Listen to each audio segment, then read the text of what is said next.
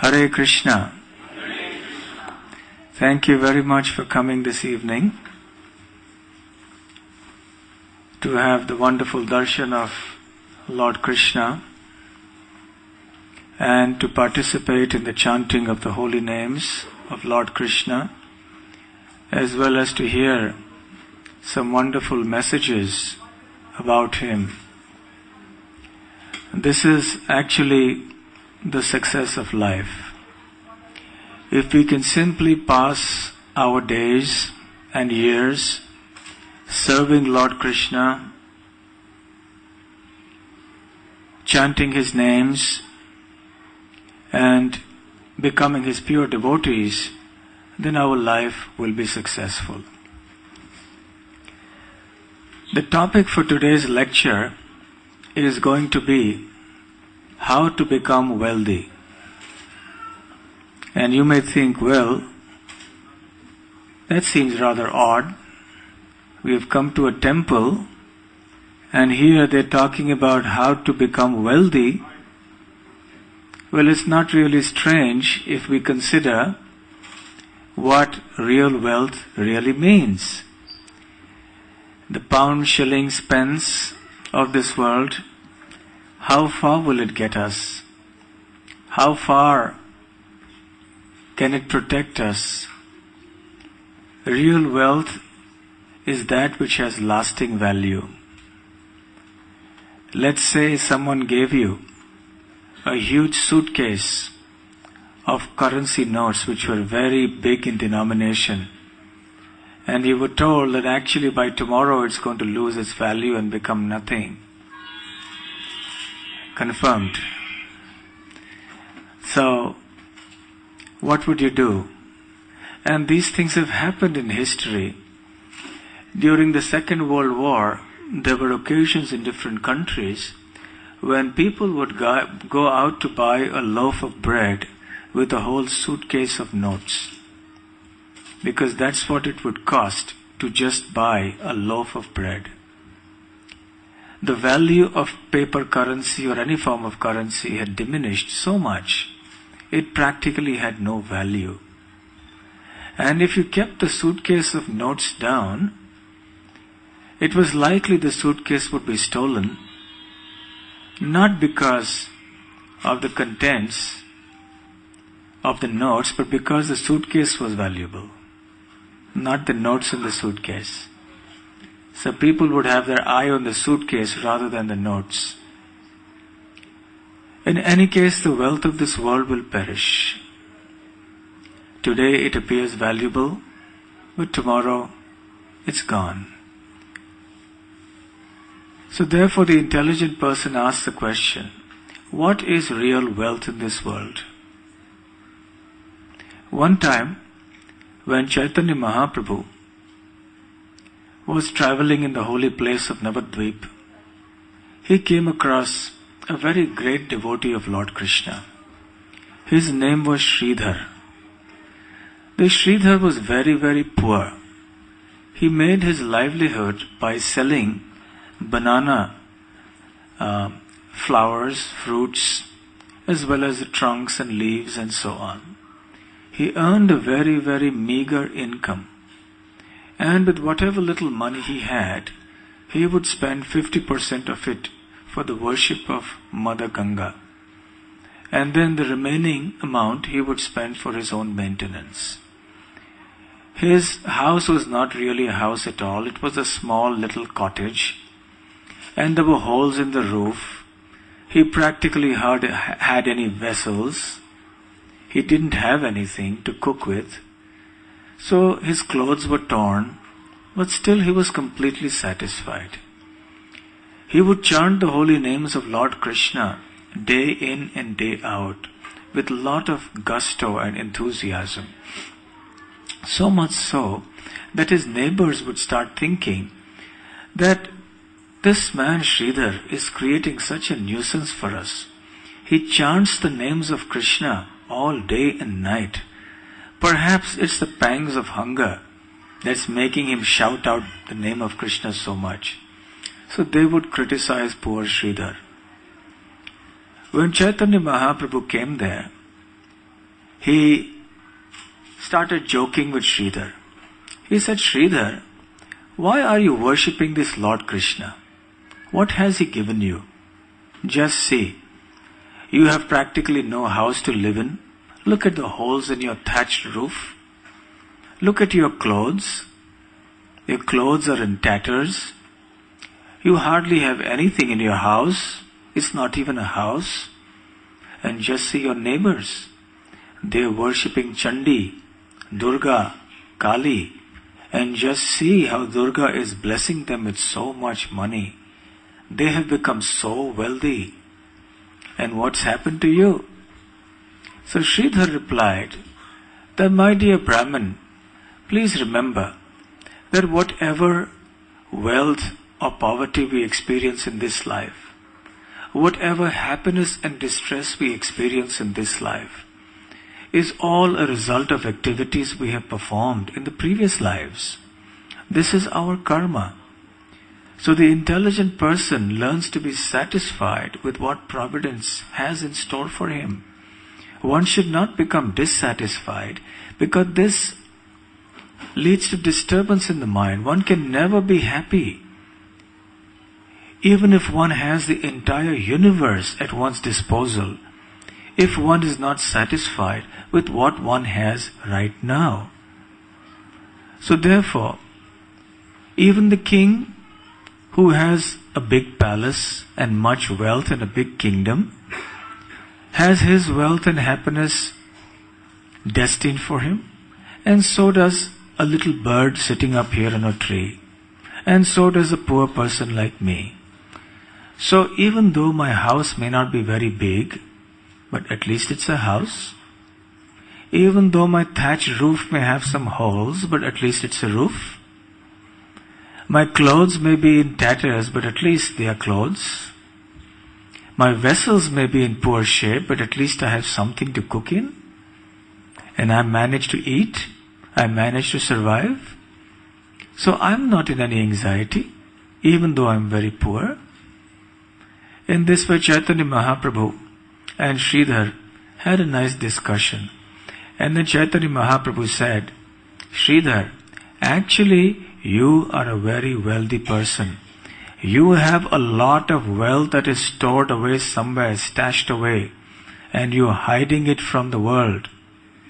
Poor Sridhar was a very simple person. So he didn't understand what Chaitanya Mahaprabhu really meant. He thought that Chaitanya Mahaprabhu referred to the wealth of this world, gold and silver and money and so on. So he protested. He said, my dear Brahman, I don't have any money with me. Come and check my house, you see. So Mahaprabhu said, no, one day I shall expose you. I shall reveal your wealth to the world. And Sridhar was confused. He didn't know what this Brahman, Nimai Pandit or Chaitanya Mahaprabhu was referring to. But of course, Chaitanya Mahaprabhu, being none other than Lord Krishna, knew everything. He knows past, present and future. And therefore, he was very, very clear about the great wealth that Sridhar possessed.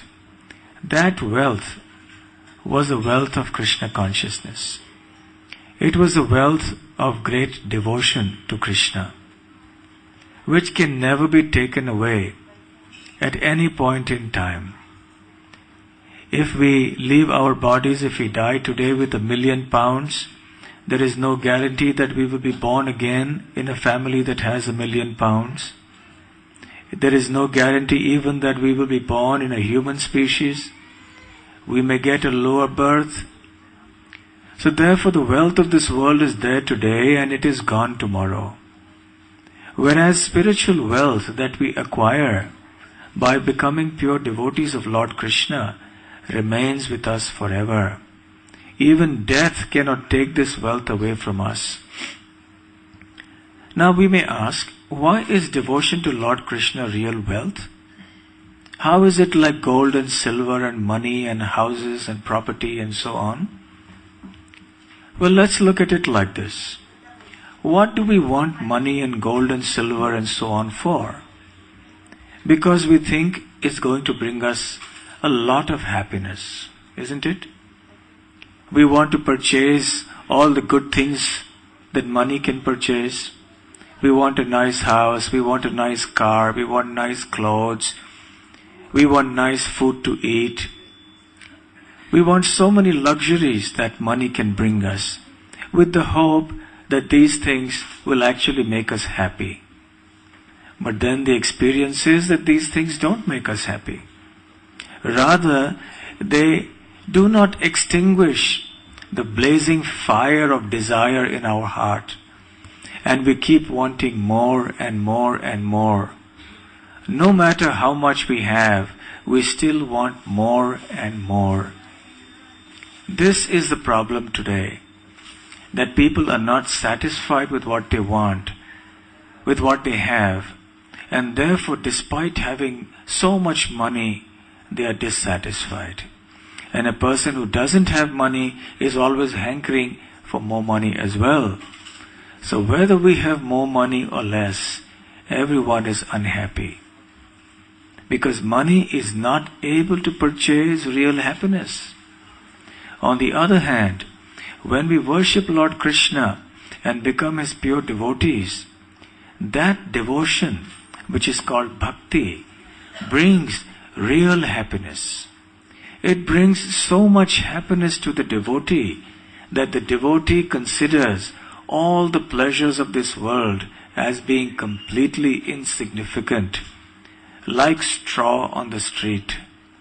When we walk by on a road and we see some blades of grass, we don't consider them very significant.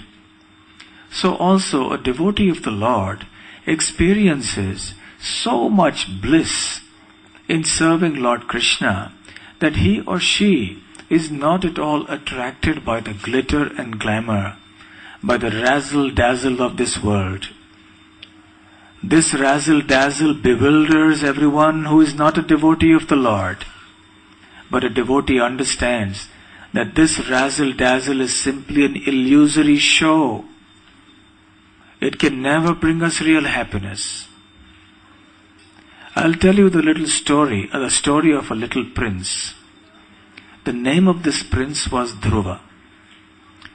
His father's name was Uttanapad. This story appears in the Srimad Bhagavatam. Now, as kings did in those days, King Uttanapad also had several queens. Dhruva Maharaj was a son of one queen called Suniti. However, the king did not love this particular queen so much. He had another favorite, and that queen's name was Suruchi. And she also had a son, whose age was as much as Dhruva. They were both two sons of the king. One time, when the son of Suruchi was sitting on the lap of the king, young Dhruva, who was only 5 years old at that time, also wanted to sit on the lap of his father, just like any child would. And when he wanted to climb up on the father's lap, so Suruchi, his stepmother, sharply reprimanded him and said, "You have no right to sit on the lap of the king. If you want to do that, you will have to take birth from my womb." So young Dhruva was very hurt by these statements, and he took it very seriously. His eyes were stinging with tears, and he walked away feeling completely humiliated.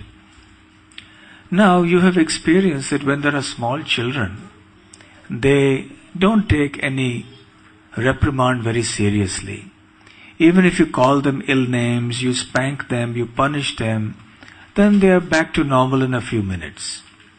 You may have seen two children fighting bitterly with each other, only to make up the next moment and act with each other as if nothing had happened. This is the way that children are. They don't take such things seriously.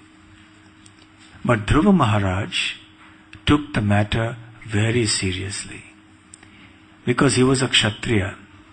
It is said that for a Kshatriya, dishonor is worse than death. So he was so hurt, he came back home to his mother, Suniti. Suniti asked him, "My dear son, Dhruva, what has happened to you?" And Dhruva replied, actually by this time the queen had already heard from the servants in the palace that this is what had happened. So she said, "My dear son, I am helpless. I can't help you because your father does not love me. Your father loves my co-wives more than me. So I am not in a position to help you." So then Dhruva Maharaj asked his mother, "Is there someone who can help me?" So she said, "Yes, God can help you." "God? Where do I find God?" So she replied, "I have heard that great sages and saints in the past, they have traveled into the forest and they have lived in the forest and they have obtained God there." So Dhruva said, "Then I would also like to go into the forest." And Suniti gave him her blessings. A very rare thing. You wouldn't normally give a 5-year-old child blessings to go alone in the dangerous forest, where there are so many animals, where the weather is very harsh, where there is no security or guarantee about food and shelter. But anyway, young Dhruva was determined. And he walked ahead. And sitting there in the spiritual world, Lord Narayan was smiling. "Oh, just look at this young boy. He has taken this insult so seriously. Anyway, I must send my dear devotee Naradji to help out." The Lord was pleasantly surprised to see the determination of Dhruva. So he asked his great devotee, Narad Muni, to go there. So Narad Muni appeared in front of Dhruva. He said, "Oh, my dear prince, Dhruva, where are you going?" "I am going into the forest to perform austerities to obtain Lord Krishna, because I have this desire. I have been humiliated and I was told that I have no right to sit on the throne. So I want to obtain a great boon from Lord Krishna." So Narad Muni laughed and said, "Dhruva, you are but a small boy. Even if your elders reprimand you or scold you, you should not take it so seriously. And in any case, you are only 5 years old. This is not the age for going to the forest and performing austerities. This is the age for fun and frolic. You should be playing with your friends. So come on, don't take it seriously. When you grow up, then automatically you will inherit the kingdom. Why do you worry?" So Dhruva Maharaj was so determined. He told Narad Muni, he said, "My dear saint, all respects to your feet. But if you do not have proper answers for me, if you cannot find a way out for me, from my predicament, kindly move out of the way and let me go into the forest." So Narad Muni was impressed with his determination and he said, "All right, I will give you a mantra to chant. You chant this mantra and all your desires will be fulfilled." And he gave him the mantra, "Om Namo Bhagavate Vasudevaya." So Dhruva very faithfully executed the instructions of his guru, Narad Muni. And he performed such severe austerities that we cannot even imagine. Even though he was just a small child, he was living for the first month only on dry leaves and roots and berries that fell to the ground. And with every month that passed by, he increased his austerities till finally in the 6th month, he even stopped breathing. And when he stopped breathing, then the entire universe was shaken up, because he withdrew the whole supply of prana, or the universal air, within himself by dint of his austerities. The demigods and the heavenly planets began to wonder, what is happening? We are suffocating even here in our heavenly planets. They went running to Brahma. And then finally they approached the Lord. And the Lord said, "Don't worry, I will go down and pacify him." So then the Supreme Lord Sri Krishna appeared in his four-armed Vishnu form before Dhruva Maharaj. Dhruva Maharaj opened his eyes as the Lord came and stood in front of him. When he opened his eyes, he saw the most beautiful form of the Lord, and his heart was overcome with divine bliss. Happiness that he could not understand. A kind of a happiness that he had never before experienced in his life. And then he was looking up, he wanted to offer his respects to the Lord, but tears of happiness were gliding down his cheeks. He could not gather his wits to speak something appropriate at that time. Then the Lord smiled very mercifully upon him and touched his conch shell to Dhruva's head. You know, the Lord Vishnu carries 4 things in his 4 hands: the conch, the disc, the club, and the lotus. So with the conch, he touched Dhruva Maharaj's head. And then Dhruva Maharaj started reciting the most wonderful, exquisite poetry in glorification of Lord Vishnu. You know, in the old days you had a gramophone record, where the stylist would touch the gramophone record and then you would hear the voice. So it was something like that. The Lord touched Dhruva Maharaj on his head with the conch, and Dhruva Maharaj became like Gomukh. You know what is Gomukh? It is a glacier from which the Ganga flows. It's a huge block of ice, and water just gushes out from there, the source of the Ganga. So Dhruva Maharaj started gushing beautiful poetry in praise of the Lord. And after he had sufficiently glorified the Lord asked him, "What benedictions do you want from me, Dhruva?" Dhruva Maharaj replied a very wonderful thing, most astonishing. "Sthanabhilashe tapase sthitoham Tvam praptavan deva munindra guhyam Kacham vichinvan api divya ratnam Swamin kritarthosmi varam nayache."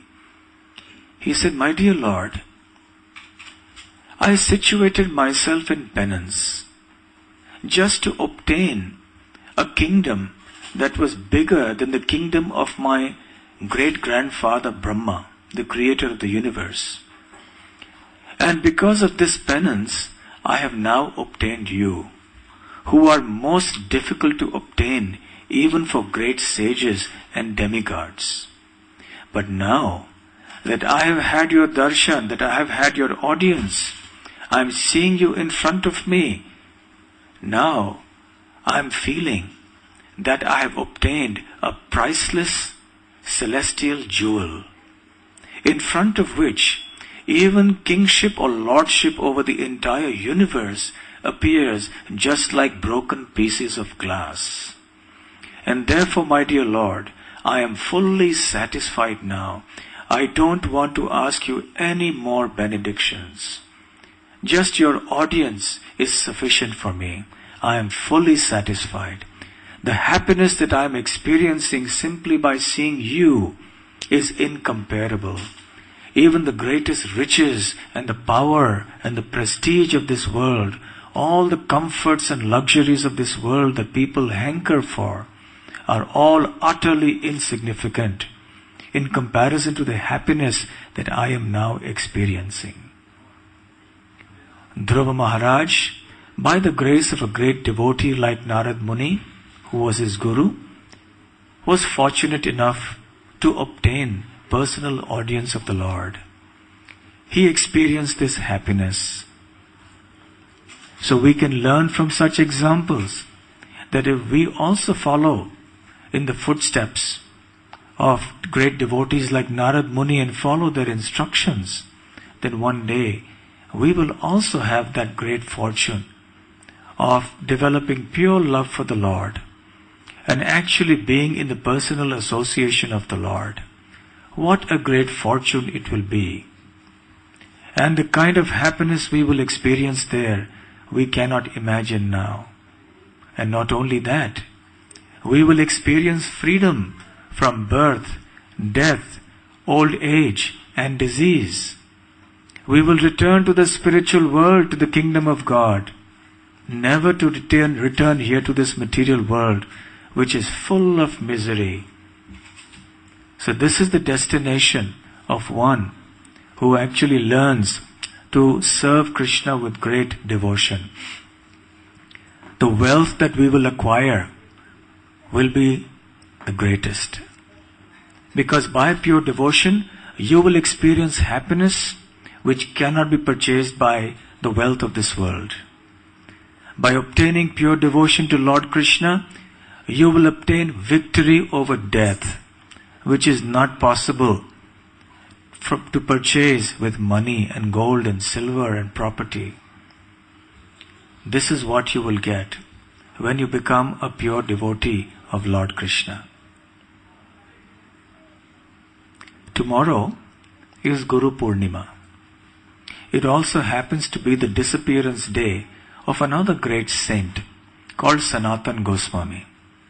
Sanatan Goswami lived in Vrindavan, and he was so devoted and austere that word spread far and wide about his glories. There was one merchant who was rather greedy. So he was thinking, I should approach this saint and ask him for some blessing so that I can get a lot of money.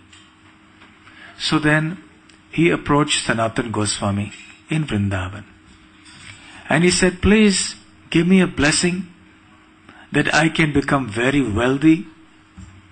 So Sanatan Goswami looked at him and was thinking, oh, this person is desirous of wealth. If I give him some good instruction now, he is not in a position to receive it. Meanwhile, this merchant had heard from reliable sources that Sanatan Goswami had a touchstone. Do you know what a touchstone is? A touchstone is a valuable substance. Wherever and whatever you touch, that substance will become gold. So such a thing, imagine this merchant was very attracted to the idea of having this touchstone with him. So he said, Goswamiji, I have heard that you have a touchstone. So please give it to me. After all, you are a saint, renounced saint living in the forest. What do you need a touchstone for? So Sanatan Goswami said, fine, no problem, take it. So where is it? It's there in the waste paper basket over there. It's in the dustbin.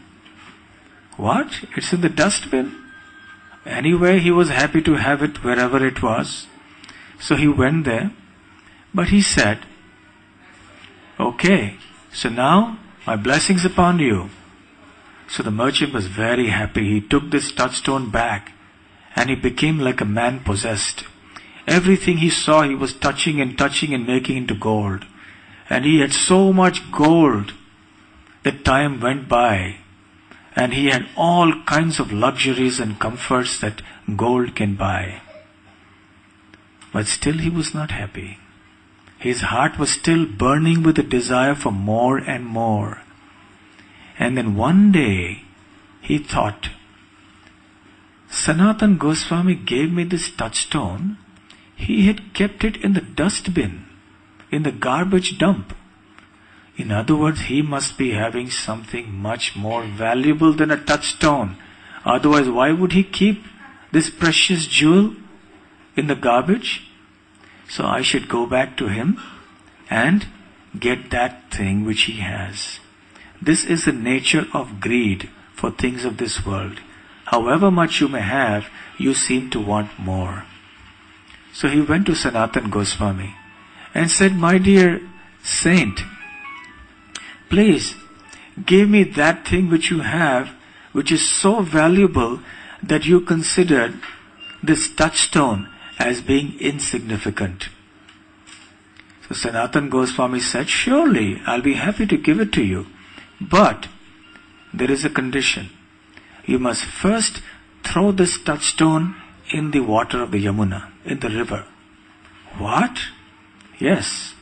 You throw this touchstone and come back to me and I will give you that wealth. So with a very heavy heart, the merchant went there. He was really in tension. What if I throw this down in the water? It's gone, and then the saint doesn't give me what he has? But anyway, he said, no, he's a saint. He won't be lying to me. So he threw it down. And then he came back with a beating heart. His heart was pounding. And he came and said, Swamiji, now I have thrown the touchstone. Please give me the other thing that you have. What is it you have?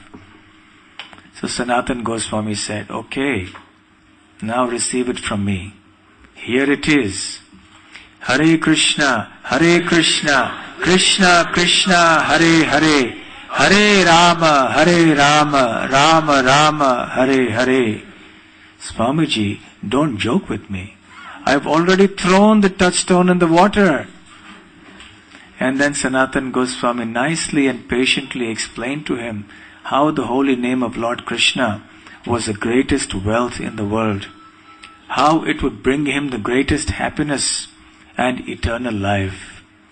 By the purity and potency of Sanatana Goswami, the merchant's heart was transformed, and he also became a devotee of Lord Krishna and gained the real wealth. So this is our destiny, this is our birthright.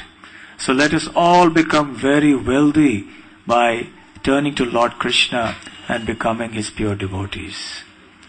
Thank you very much for coming. We hope and pray that you will come here regularly and take to the process of devotional service to Lord Krishna.